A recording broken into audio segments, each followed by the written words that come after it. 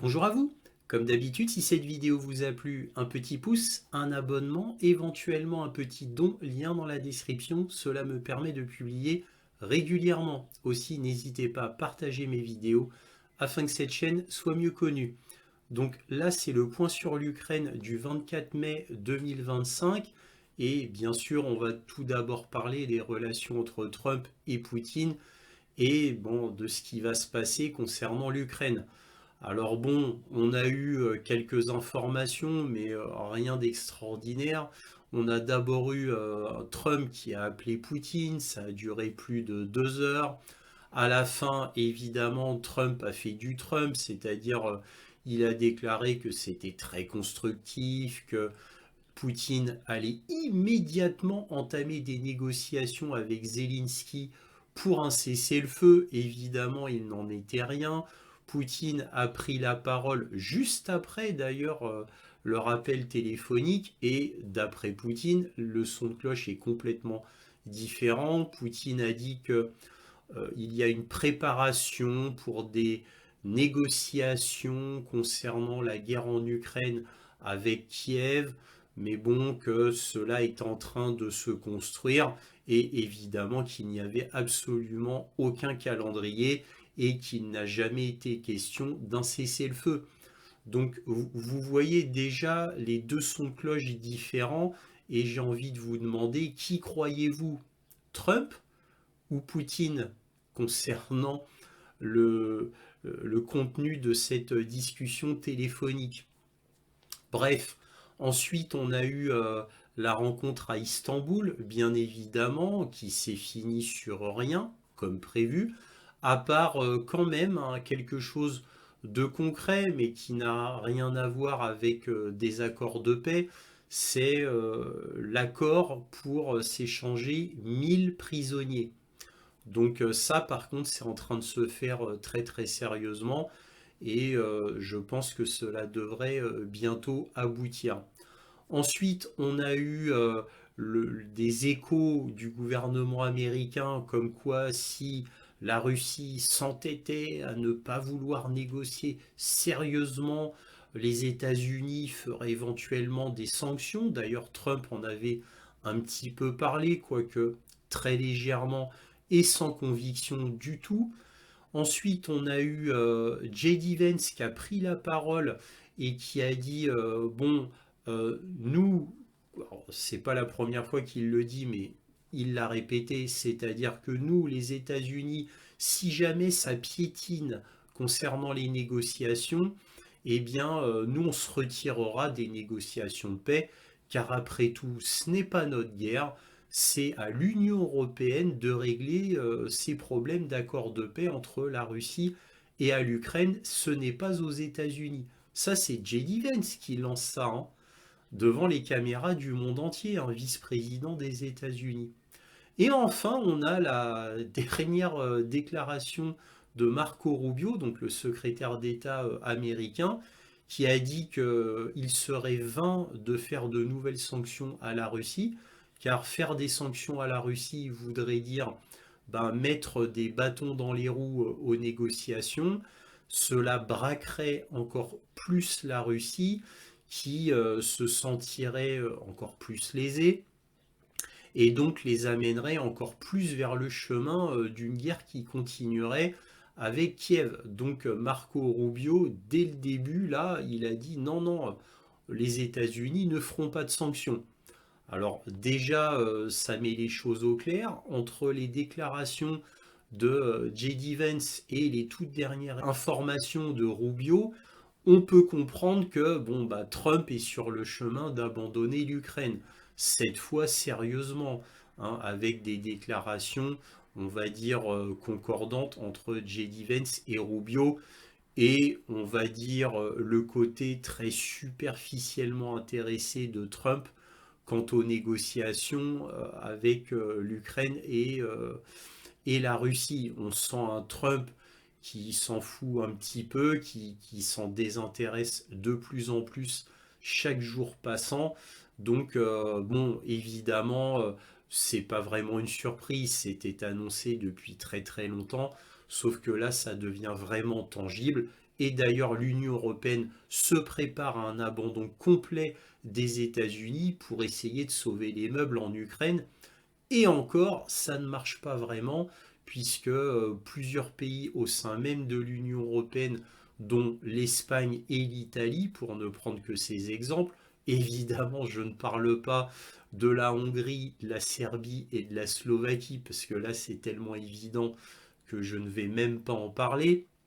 Mais bon, en gros, on sent des fissures, pour ne pas dire des énormes trous dans la carapace de l'Union européenne. Il n'y a pas vraiment de décision unanime au sein de l'Union européenne concernant l'Ukraine. Tout le monde sait très bien que ça va se finir très bientôt, cette guerre, puisque l'Ukraine s'effondre littéralement sous nos yeux. Comme l'a dit Poutine très récemment, Poutine a dit que la Russie était sur le chemin de la victoire. Tout le monde le sait, il faudrait vraiment être, on va dire, buté pour ne pas reconnaître au moins ce fait-là. En tous les cas, il n'y a plus que les acharnés de l'Ukraine, les fanatiques, qui croient encore que l'Ukraine a une chance de vaincre la Russie ou de récupérer tous ses territoires. Alors malheureusement, on a un Zelensky qui a fait de nouvelles déclarations et qui a déclaré de manière, j'ai envie de vous dire, absolument extraordinaire étant donné le contexte, que lui, il était toujours pour récupérer tous ses territoires, y compris la Crimée. Il n'a pas changé Zelensky en réalité.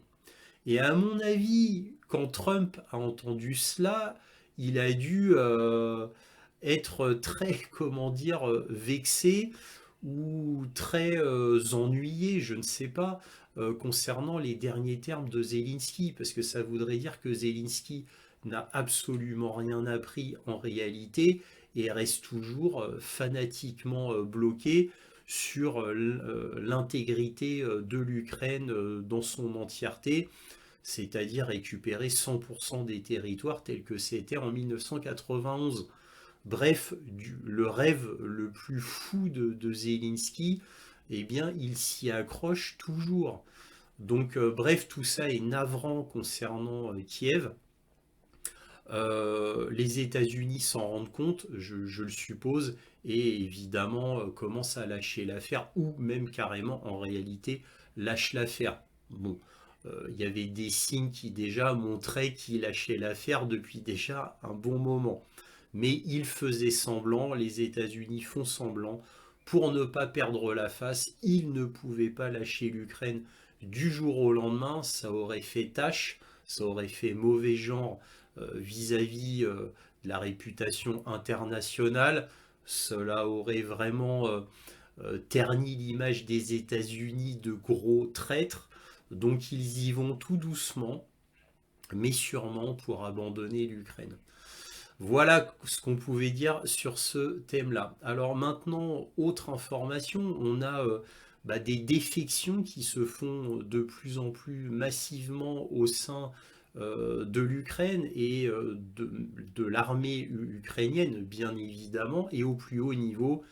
Là, on a un haut officier qui vient d'être démis de ses fonctions par Sierski lui-même, qui s'occupait de la défense de Paklovsk. Il a été démis de ses fonctions en urgence pour être très vite remplacé.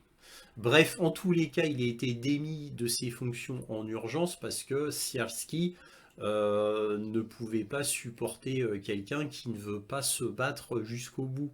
Parce que Sierski, il est comme ça, lui. Donc, bref, cet officier qui défendait Paklovsk, eh bien, commençait à avoir des velléités de retraite, d'abandon du secteur de Paklovsk. Ça n'a pas plu à Sierski qui l'a immédiatement remplacé. Donc déjà, ça en dit très très long sur l'ambiance. Je vous rappelle que Sierski avait une réputation qui lui ont valu le sobriquet du boucher par ses soldats même quand il était en charge de la défense de Bakhmut. Voilà, et puis on sait comment ça s'est fini. Et on sait comment ça s'est passé avec Kursk. Voilà, toujours hein, sous la houlette de Sierski. Donc vous voyez la compétence de Sierski, pourtant, hein, elle est très très limitée en réalité, parce que Sierski c'est très simple.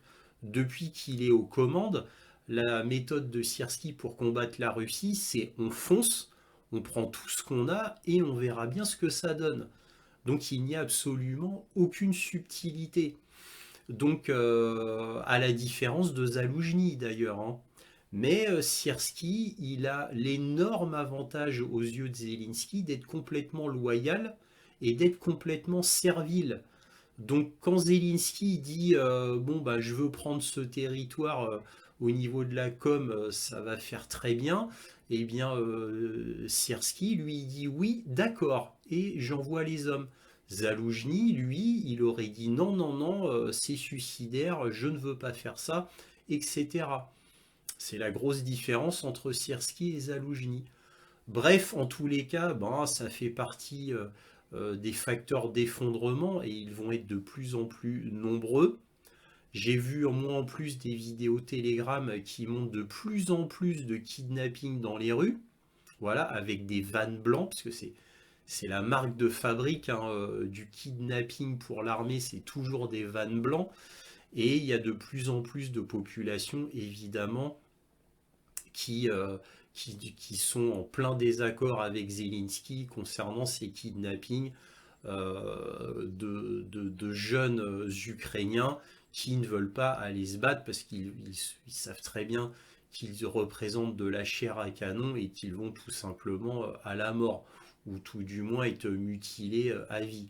Bon, bref, donc ils emploient des méthodes de plus en plus, on va dire, terribles concernant la population ukrainienne qui, évidemment, plus le temps passe, plus elle est, on va dire, au fait que la Russie va être victorieuse et qu'il est absolument vain d'essayer de se battre contre la Russie et qu'à part perdre des gens pour rien, c'est tout ce que cela va faire. Donc les Ukrainiens ne sont pas idiots, malgré tout, surtout que les médias ukrainiens bah, commencent à dire la vérité de plus en plus. Ça fait quelques mois que ça a démarré. Et on a des médias ukrainiens qui commencent à parler, et donc des médias, comme on va le voir d'ailleurs en article, là, dans cette vidéo de Ukrainska Pravda, carrément, un des plus grands journaux ukrainiens, ultra propagandiste, et pourtant, même dans ces journaux-là, la vérité commence à éclater, comme on le verra. Et enfin, l'autre gros sujet, bah, ce sont les drones. Donc on va parler des drones, hein, du changement stratégique que cela fait sur le terrain, sur le théâtre des opérations, et on parlera surtout des drones à fibre optique qui révolutionnent le champ de bataille, et on va parler non pas seulement du côté russe, mais aussi du côté ukrainien, voilà, et des nouvelles tactiques qui sont employées sur le terrain à ne pas manquer. Donc vous allez voir, c'est très intéressant. Comme d'habitude, il y aura bien d'autres sujets croustillants à voir. Donc je vous suggère de voir cette vidéo jusqu'au bout. Vous ne serez pas déçus.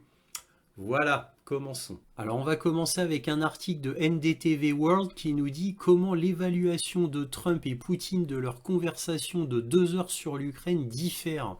Après l'appel, le dirigeant russe a déclaré que la Russie travaillera avec l'Ukraine sur un mémorandum concernant un futur accord de paix, contrairement à Trump, qui a déclaré que la Russie et l'Ukraine commenceraient immédiatement des négociations en vue d'un cessez-le-feu. Donc vous voyez, déjà ça diverge pas mal au niveau des versions.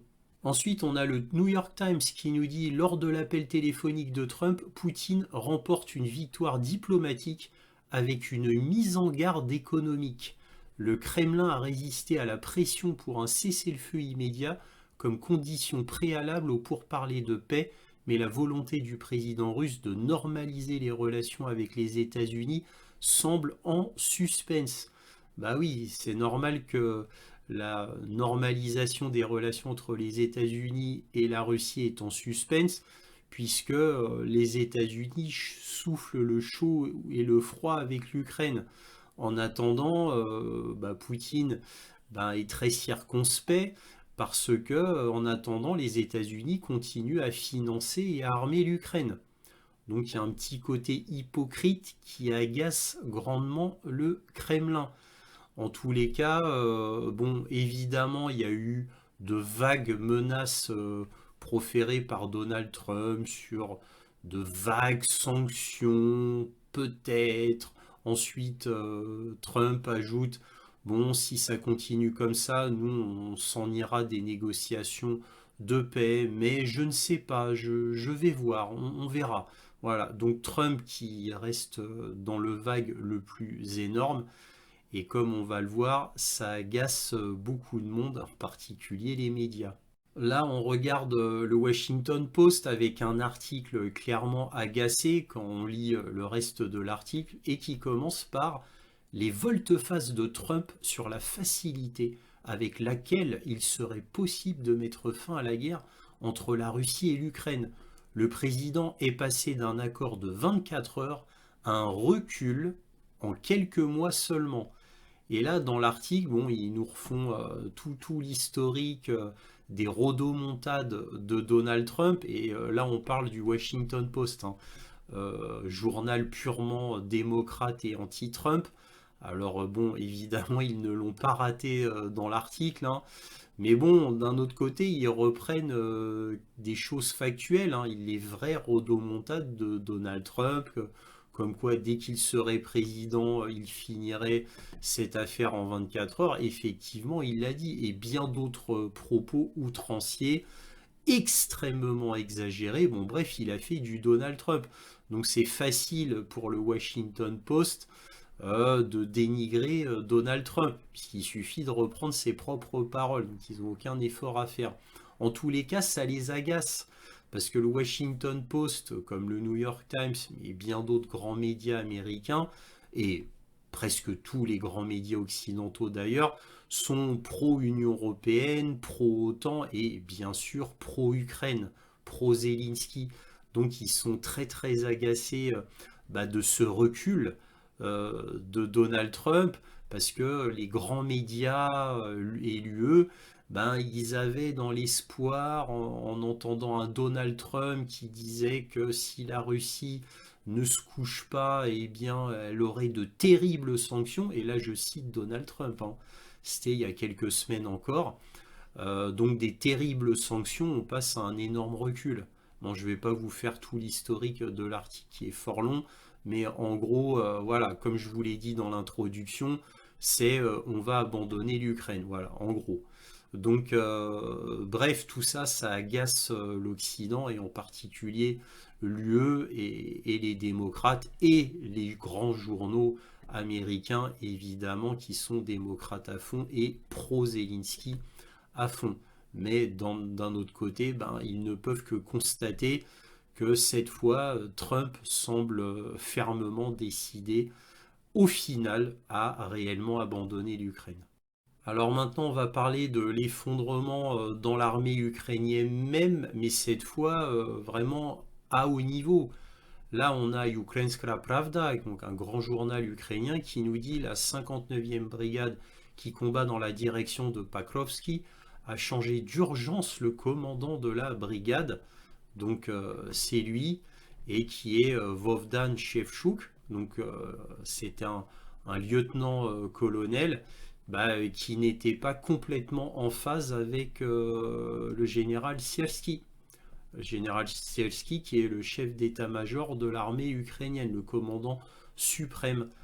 Et donc voilà ce qui se passe quand on n'est pas d'accord avec Sierski. Donc lui, ce lieutenant-colonel qui était chargé de la défense de Pakrovsk, voyait très bien que c'était complètement inutile. Et pour ceux qui me suivent depuis longtemps, je vous ai fait un point sur l'Ukraine. Il y a des mois de cela, alors je ne sais plus combien, 4 ou 5 mois peut-être, où LCI avait interrogé le capitaine au sein de la ville de Pakrovsk, et le capitaine qui disait que Pakrovsk allait tomber dans les 2 prochaines semaines. Et ça, c'était il y a des mois et des mois. Je vous avais montré cet extrait d'un reportage de LCI où on entendait ces dires-là d'un capitaine de Pakrovsk. Et Pakrovsk n'est pas tombé parce que Zelensky a décidé qu'il fallait défendre Pakrovsk à tout prix. Exactement comme il a décidé qu'il fallait défendre Mariupol à tout prix, qu'il fallait défendre Bakhmut à tout prix, quel que soit le coût humain. Voilà. Et c'est pour ça que Zaloujny combattait le jusqu'au boutisme de Zelensky, sauf que Zaloujny, lui, était d'une autre trempe. Hein. Lui, carrément, il disait ce qu'il pensait dans The Economist, hein, où il a fait plusieurs interviews, dans un grand journal américain. Donc, ça a complètement déplu à Zelensky, qu'il aurait bien fait tuer, mais il ne pouvait pas, parce que Zaloujny était considéré comme un héros national, alors qu'il n'avait jamais rien fait de positif en Ukraine. Et donc, comme il ne pouvait pas le faire tuer, comme Zelensky l'a fait pour d'autres colonels et autres aides de camp, comme je vous l'avais montré dans des points sur l'Ukraine, eh bien, il l'a mis hors jeu et l'a nommé ambassadeur ukrainien à Londres. Voilà.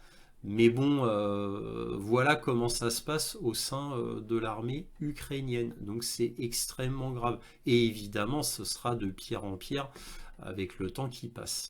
Mieux encore, et qui prouve que la liberté de parole commence à arriver depuis quelques mois, même dans les journaux ultra propagandistes ukrainiens.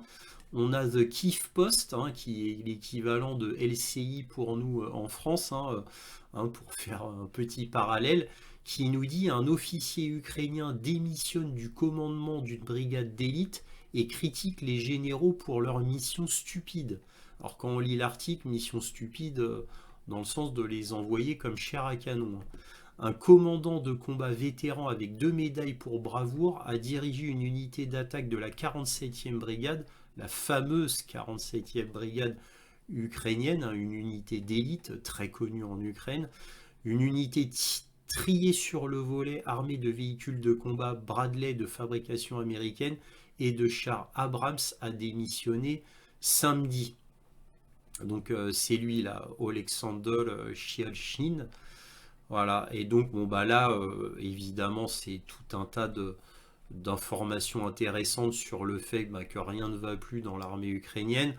Donc là très vite, là il a déclaré que les ordres que les dirigeants militaires lui ont donnés sont stupides et ils font tuer ces hommes sans raison. Je n'ai jamais reçu de mission plus stupide que dans le secteur actuel de Koursk en Russie, a déclaré le major Oleksandr Chielchin dans une rare critique publique de la haute direction des forces armées ukrainiennes par un officier combattant. La perte de ces gens est stupide, terrorisés par une gestion aveugle qui ne mène qu'à l'échec. Tout ce qu'ils, les hauts dirigeants de l'armée, sont capables de faire, c'est des réprimandes, des enquêtes et des sanctions. Tout part en fumée, a écrit Chielchin dans des commentaires publiés sur sa page Facebook personnelle. Vous voyez un petit peu? Et là, on parle du Kyiv Post, hein, un journal propagandiste à mort que je vous présente depuis 3 ans. Hein, je vous montre des articles du Kyiv Post depuis 3 ans avec Ukraine Forum, Ukrainska Pravda et d'autres encore.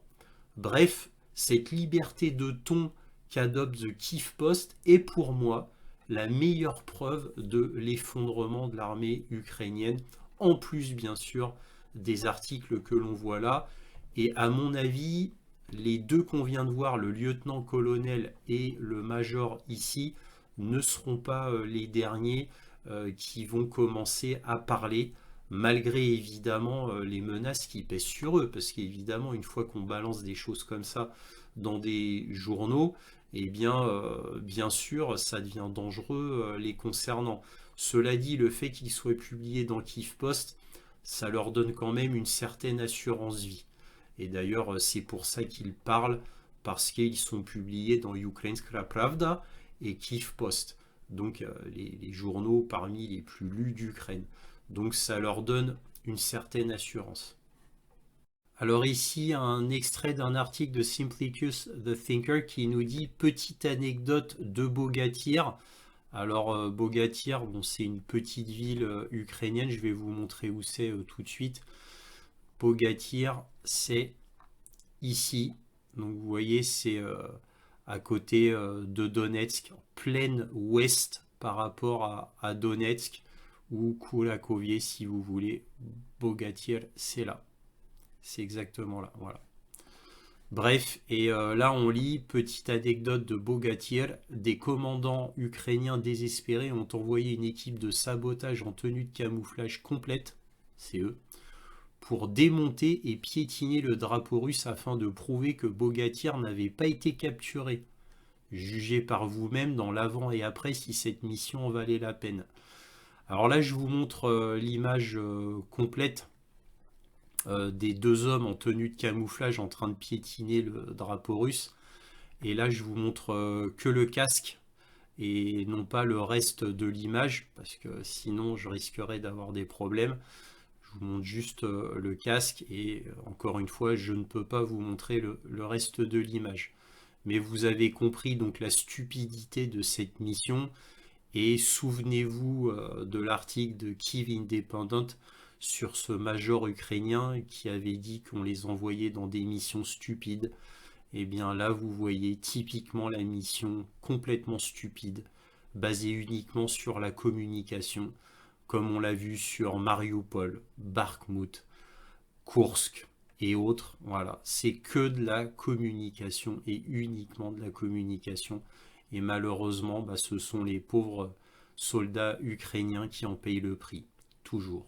Et ce n'est pas fini, on va maintenant parler du côté corruption au sein de l'armée ukrainienne. Là, je vais vous montrer un détail. Évidemment, on ne peut pas battre la corruption des ministres de la Défense ukrainiens, de Zelensky et bien d'autres encore. Mais bon, il y a de la corruption partout. Sauf que là, encore une fois, pourquoi je vous montre ça alors qu'il y en a eu tout le temps, depuis toujours et à des niveaux bien plus grands que ce que je vais vous présenter, c'est tout simplement parce que ça apparaît dans Ukrainska Pravda. Et c'est pour ça que je veux vous montrer cela. La liberté de cette presse-là qui était muselée à fond et qui ne devait euh, donner que de la propagande, maintenant voilà, là on a une affaire de corruption de pièces détachées qui touche la 155e brigade mécanisée. Donc là on lit, les militaires se sont plaints auprès de lui, c'est-à-dire de leur chef, qu'ils devaient dépenser leur propre argent pour l'entretien des drones, pour chaque FPV.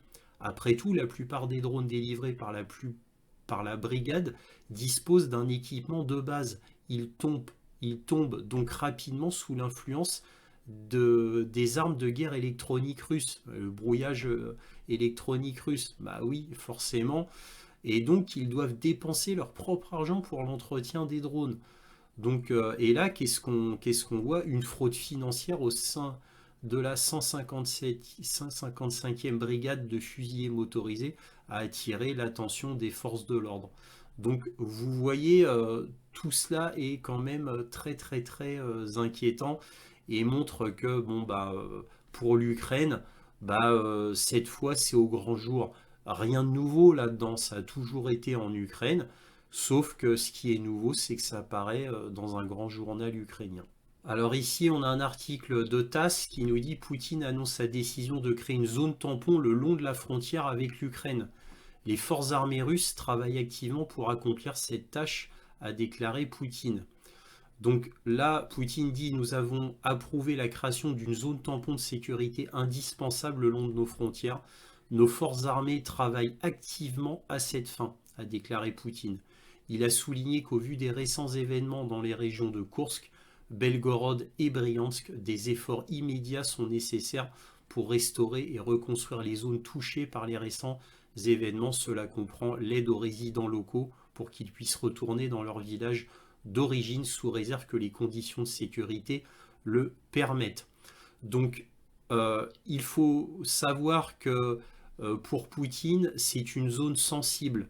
Kursk, Belgorod et Bryansk, parce qu'il y a eu beaucoup de gens qui se sont plaints, qui n'ont pas eu l'aide voulue, étant donné la guerre qu'ils subissaient dans leur propre oblast en Russie, et qui n'ont pas été assez bien suivis. Donc il y a eu une remontée pour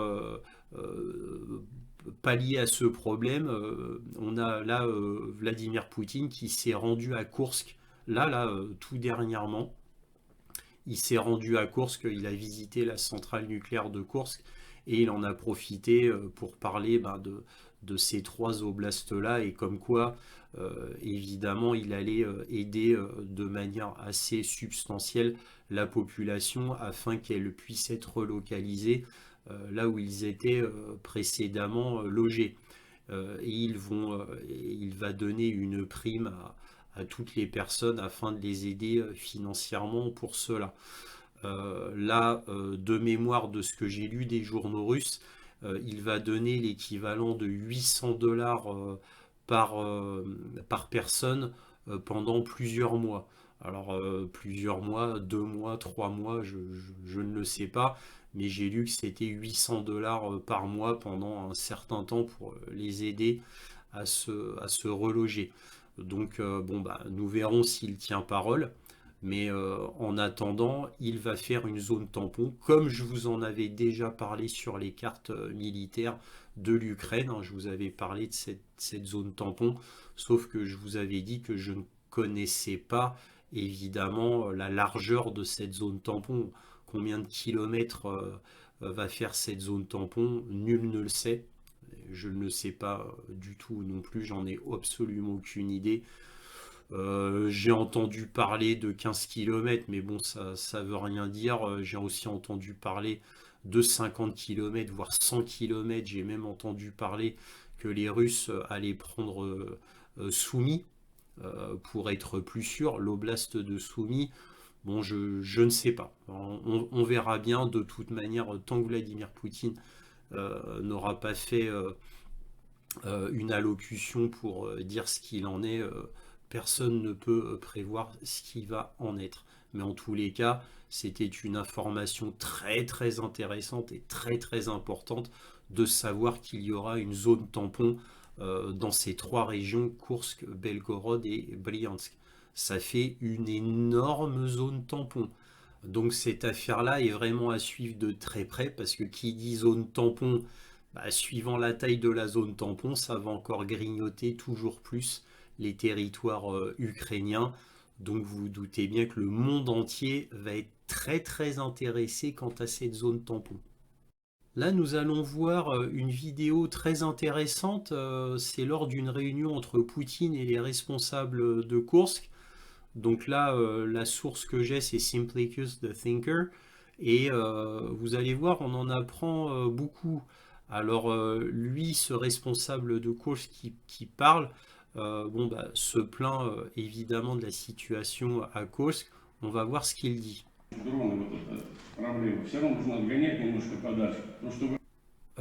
Là, il dit nous avons du mal à repousser les drones ukrainiens plus loin. Nous vous soutenons complètement. Et nous vous souhaitons la meilleure santé possible. Et là, il demande en gros une zone tampon. Vladimir Poutine lui demande mais combien de kilomètres? C'est-à-dire la taille de la zone tampon. Combien de kilomètres? Combien de kilomètres entre eux et vous?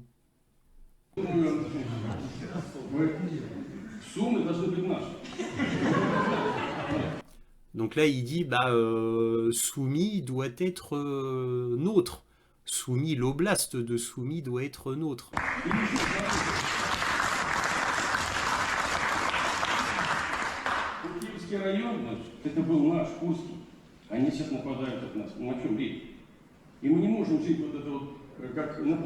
Donc là, il dit, en gros, nous avons besoin d'avoir cette zone parce que Koursk est en danger. Nous ne pouvons pas vivre comme une péninsule. On a besoin d'avoir plus, soumis, quoi. C'est la bonne chose à faire. Avec vous, nous gagnerons. Comme vous êtes le commandant-chef suprême. Bon, après, on a une petite boutade de Vladimir Poutine qui dit que il a nommé Alexander Yevsevitch parce que comme en tant que gouverneur, il aime les grosses choses. Mais bon, ça c'est une plaisanterie privée que bon, seuls les connaisseurs peuvent comprendre. Bref, en tous les cas, vous voyez que cette histoire de zone tampon, quand Vladimir Poutine est arrivé dans l'oblast de Koursk, eh bien, il a rencontré le gouverneur de Koursk, bien sûr, ainsi que les responsables juste en dessous pour savoir exactement ce qu'il se passe. Et bon, les responsables juste en dessous, comme ce responsable qu'on vient de voir qui a parlé, il n'a pas la langue dans sa poche, comme vous avez pu le voir. Et donc, c'était une réunion très intéressante. Cela dit, malgré tout, Vladimir Poutine n'a absolument rien révélé dans cette réunion quant à ses objectifs futurs de cette zone tampon. Alors maintenant, on va parler drone et donc là, je vais vous présenter un nouveau drone qui est utilisé sur le terrain par les Russes. Donc c'est un petit drone à hélice doté de capteurs optiques et infrarouges qui, quand on le dirige vers un autre drone ennemi, donc il se dirige vers ce drone ennemi et l'anéantit directement par la force cinétique. Hein, il n'y a pas d'explosif dans ce drone, ce qui lui permet d'être allégé. La vitesse maximale de ce drone est de 350 km/h avec une portée de 20 km, ce qui est largement suffisant. Donc là, je vais vous montrer deux petites séquences de ce drone qui est très intéressant. Mais avant que je vous montre la séquence, je voulais vous montrer cela. Vous voyez, là, c'est une personne de service de sécurité de Vladimir Poutine lors du jour de la victoire du 9 mai à Moscou. Et vous pouvez voir que ce drone-là était prêt à l'emploi au cas où le jour de la parade du 9 mai à Moscou. Vous voyez que les services de sécurité, eh bien, en avaient au cas où. Donc là, c'était une image très intéressante à voir, comme quoi vraiment ce drone est vraiment utilisé. Hein. C'est pas un prototype, c'est une vraie utilisation. Je vais vous montrer cela.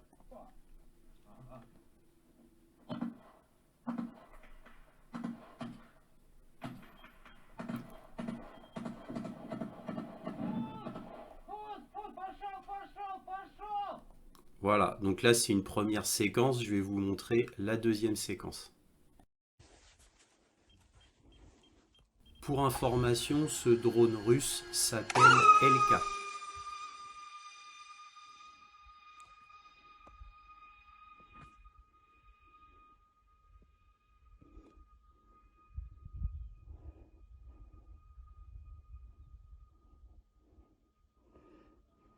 Сука, ускорилась, пидорасина.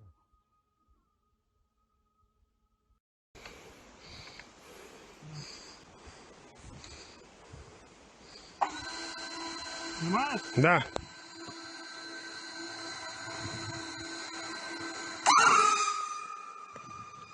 Alors là, on va parler des dernières améliorations du Gelandva, c'est-à-dire le Géranium 2, aussi appelé dans les médias occidentaux Shahid 136, même si ce n'est plus du tout un drone de type iranien. Bref, là on a un extrait de Simplicus the Thinker qui nous donne des éléments très intéressants.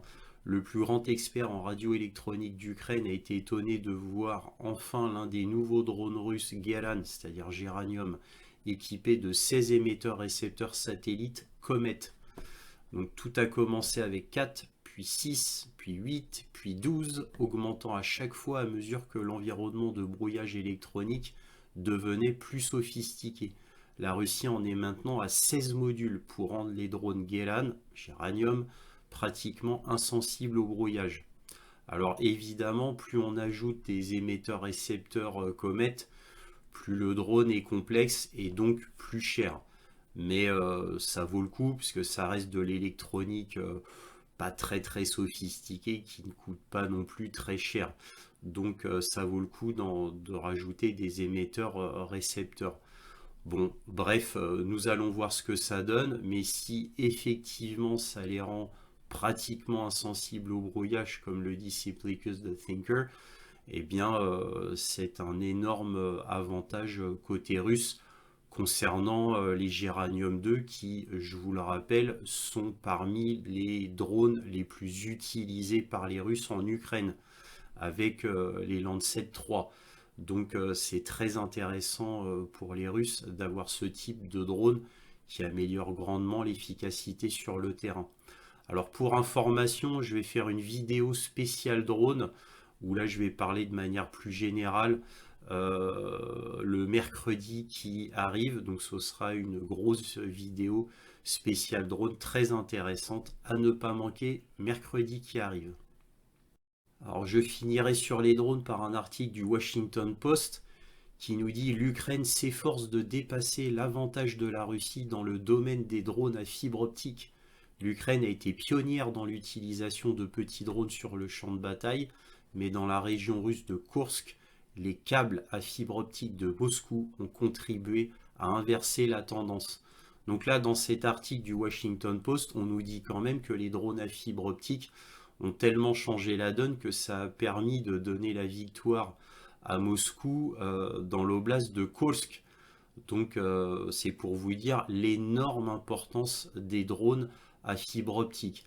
Alors encore une fois, je le répète, je fais une vidéo spéciale drone mercredi qui arrive, on en parlera de manière plus approfondie.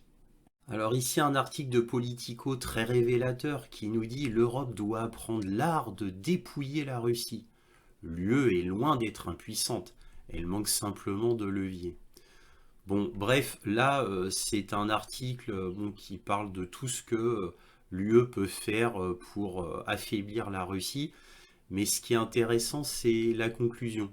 Pour dépouiller la Russie, l'UE doit penser et agir en termes de puissance et avoir le courage de l'utiliser. Plus important encore, l'UE n'a besoin de l'autorisation de personne pour y parvenir. Là, c'est pour vous dire que l'UE n'a pas besoin des États-Unis, bien entendu. Elle peut saisir des pétroliers, dénoncer des mensonges et intervenir dans des endroits que la Russie a longtemps tenus pour acquis. Contrairement à tant d'autres choses en Europe, désarmer la Russie ne commencera pas par un grand sommet mais par des actes. Le Kremlin joue déjà le jeu, il est temps que l'UE fasse mieux. Alors moi ça m'a bien fait rire parce que en fait il faut traduire tout ça. Donc bon déjà ça je vous ai dit que en gros l'UE n'a pas besoin des États-Unis, bien entendu. Alors là c'est marqué elle peut saisir des pétroliers, on a vu le résultat. C'est l'arroseur arrosé. Oui, elle peut saisir des pétroliers de manière illégale. Ça, c'est sûr. Alors, en jouant la loi de la jungle, on peut tout faire, effectivement. Donc, encore une fois, c'est illégal. Dénoncer des mensonges. Qu'est-ce que ça veut dire, ça? Dénoncer des mensonges russes, ça veut dire appliquer toujours plus de censure et abolir la liberté d'expression. Parce que évidemment, ça veut dire mettre en place un ministère de la vérité. Hein. Donc ça veut dire que c'est l'UE qui va décider de ce qui est vrai et faux. De manière évidemment complètement forcée et obligatoire. Hein. On ne pourra pas débattre de ce qui est vrai ou de ce qui est faux. Cela nous sera imposé. Ensuite, intervenir dans des endroits que la Russie a longtemps tenus pour acquis. Ah, ça c'est subtil. Ça veut dire quoi? Ça veut dire que Kaliningrad serait menacé? Vous voyez ce que je veux dire? Ça veut dire que tous les coups sont permis, qu'on peut agir sans foi ni loi? Mais il faut rappeler à l'UE que la Russie ne restera pas les bras ballants à simplement regarder ce qui se passe. Eux aussi, ils agiront. Il faut peut-être leur rappeler ça. Donc là, le New York Times nous rappelle que Poutine visite Koursk pour la première fois depuis que la Russie a chassé les forces ukrainiennes. Le dirigeant russe s'est rendu dans la région de l'ouest du pays où une incursion surprise l'année dernière avait embarrassé Moscou. Oui, c'était l'incursion surprise du 6 août de l'armée ukrainienne. Alors pourquoi Poutine vient à Koursk? Comme je vous l'avais dit déjà précédemment, il vient pour donner un symbole aussi pour la région de Bryansk, Belgorod et bien sûr Koursk, pour dire au peuple qu'il ne les a pas oubliés. Il y a eu plus de 100 000 déplacés. Il y a eu beaucoup de gens qui se sont plaints de cela, bien évidemment, qu'ils n'ont pas été assez bien traités. Donc là, Poutine vient en gros apaiser ces tensions, leur dire qu'il sera là pour eux et qu'ils vont avoir des choses très concrètes, comme en premier lieu de l'argent, afin de les aider à se relocaliser chez eux. Alors ici un article de Newsweek qui nous rappelle que l'Union européenne est toujours à fond pour une éventuelle guerre avec la Russie, pour nous montrer que l'Europe devient toujours plus belliciste, pour ne pas dire agressive. Hein. On l'a vu avec l'arraisonnement de pétroliers russes. Là, on a le flanc nord de l'OTAN se prépare à contrer la menace russe. Voilà. Mais l'OTAN est prête à faire face à tout ce que la Russie pourrait faire sur le flanc nord de l'Alliance, affirment les militaires campés dans le cercle polaire arctique finlandais. Malgré les inquiétudes quant à la préparation des forces armées européennes à un combat contre la Russie et à la durée pendant laquelle certaines armées pourraient résister, des soldats finlandais, suédois, britanniques ont participé à des exercices conjoints conçus pour intégrer les nouveaux membres de l'OTAN dans l'Alliance, tirant des obus réels et chargeant des missiles Hellfire dans des hélicoptères Apache à environ 70 000 de la frontière russe. Bon, tout ça est bien sûr ridicule, tout cela s'ajoute, ne l'oublions pas, aux 5000 soldats permanents allemands qui sont en train de se mettre en place en Lituanie. Donc tout ça est un effort dans le bellicisme, hein, j'ai envie de vous dire quasiment presque dans l'agression envers les Russes, en espérant presque que les Russes fassent un acte de casus belli, hein, parce que toute cette préparation de l'OTAN sur la frontière principalement finlandaise, lituanienne, estonienne, etc., pour une menace fantôme russe, toutes ces préparations sont plutôt un acte d'agression indirecte envers la Russie en disant allez, vous n'êtes pas cap, les Russes, de nous attaquer, vous n'êtes pas cap. C'est un petit peu ça, c'est du niveau de la cour de maternelle, hein, tout ça. Parce que évidemment, quels sont les signes qui indiquent que la Russie voudrait attaquer la Finlande et l'Estonie? Quels sont les signes? À part les signes de l'UE qui veulent absolument que ça se réalise, hein, on a l'impression que c'est leur souhait le plus cher, mais en attendant, il n'y a aucun signe, aucune preuve, c'est de la pure invention. Tout ça pour créer une menace, une peur au sein de la population de l'Union européenne, pour leur faire accepter les budgets exorbitants de la défense, alors que l'Union européenne est dans un état effondrement économique colossal. Donc on est un peu dans la même analogie de ce que fait Trump aux États-Unis, c'est-à-dire des sommes absolument exorbitantes, titanesques, mises dans la défense, alors que l'économie américaine est en plein effondrement.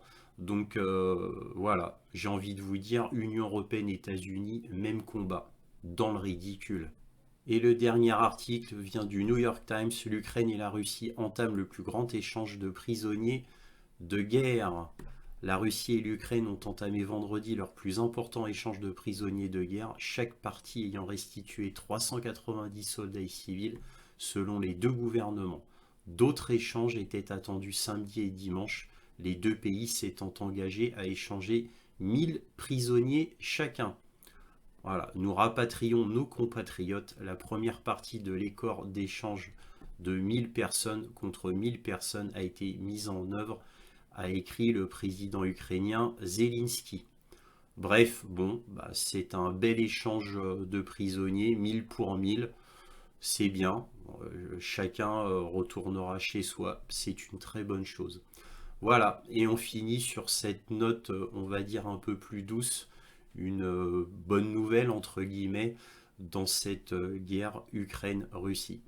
Voilà, si cette vidéo vous a plu, un petit pouce, un abonnement, éventuellement un petit don, lien dans la description. En tout cas, n'hésitez pas à partager mes vidéos afin que cette chaîne soit mieux connue. Merci à tous pour tout cela et toujours, soyez curieux.